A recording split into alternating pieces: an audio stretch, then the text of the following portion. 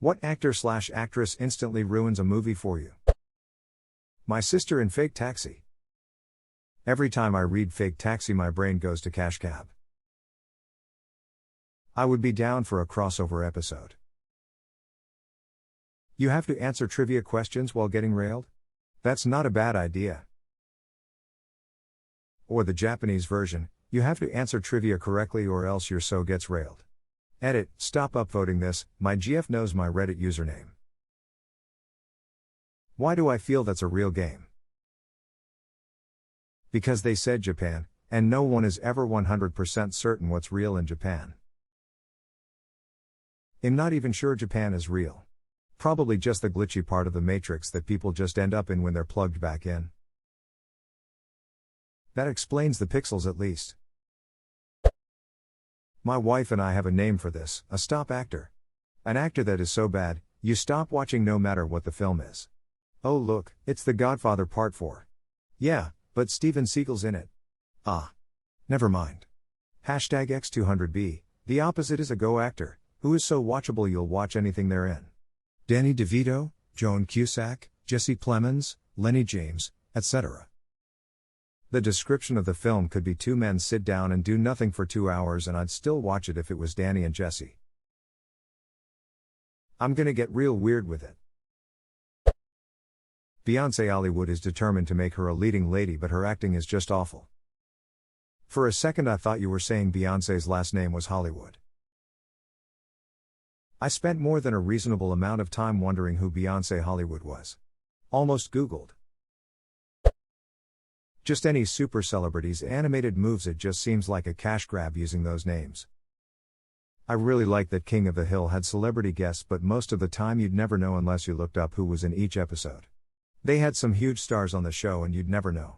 Frasier did the same thing, the callers to his radio show were often celebrities and you'd have no idea. Some of my favorite King of the Hill cameos: Matthew McConaughey as Rad Thibodeau, Johnny Depp as Yogi Victor, Brad Pitt as Patch Boomhauer, Michael Keaton as pork magnate Trip Larson. Snoop Dogg playing a short white pimp was my favorite. Alabaster Jones. My favorite part was Alabaster trying to buy Peggy from Hank. One of the running gags is that Peggy thinks she is far more attractive than she is, and here comes this little white pimp from Oklahoma and he's the one who's into her. I am the Mac Daddy of Heimlich County. I play it straight up, yo. John Travolta post 2000. As soon as I see him I know I'm in for a mediocre performance at best. I actually thought he was pretty good in the O.J. Simpson trial show American Crime Story. That show surprised me on the quality. I thought he was very good in that. I was actually a little disturbed with how shitty he looked though.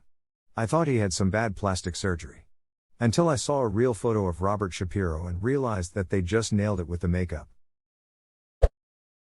Bella Thorne. James Corden. Hashtag X200B, Renee Zellweger. Hashtag X200B, get them off my TV. Edit, seems I'm not the only anti-Corden guy. Edit 2, love the discussion around Renee Zellweger. Obligatory car crash Reddit.com. I don't think I've seen an Alma go that poorly since the Rampart fiasco. John Wilkes Booth. I just can't get past what he did. He did some pretty mind-blowing work. Katherine Heigl. I just don't think she is a good actress. I literally had to stop watching Suits because she is such a disaster of an actress. Her indignant is the same as, basically everything else. Just, no. There is a podcast called P.S. I Hate This Movie where they make fun of bad romantic comedies and they rate the movie in Heigl's to say how bad it is. Beyoncé. Bianca in Lion King was so cringe. Let's go Lions. Or some shit like that, I just oof. Are you with me, Lions?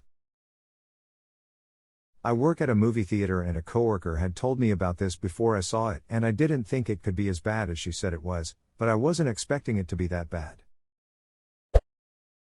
Dane DeHaan and Cara Delevingne did a pretty good job in the first 5 minutes of Valerian.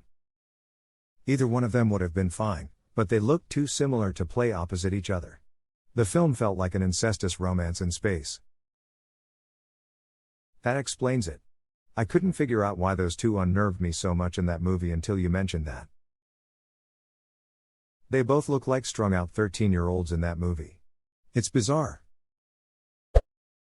How has Jennifer Lopez not been mentioned yet? I swear, I start falling asleep whenever she appears on screen. For me, J-Lo isn't one where I'd actively turn off the TV if I saw her come on screen. But if I saw her name in something, I wouldn't put it on. Versus like Lena Dunham, where I would actively throw my TV out a window if I couldn't get it to turn off with her on the screen. Lena Dunham. Insufferable, entitled, hypochondriac, attention-seeking brat that basically just plays herself. Blay edited to add, several posters enlightened me about her molestation of her sister, which trumps all the other shit characteristics she has. Holy shit. And rocks in the vagina. WTF? Watching Kevin Spacey feels awkward now. Damn it, he made House of Cards so good. Salman Khan added, just to clarify, I meant the Bollywood actor, not the Khan Academy messiah. And I know there's a lot of people who love Salman Khan, and he's a respectable actor.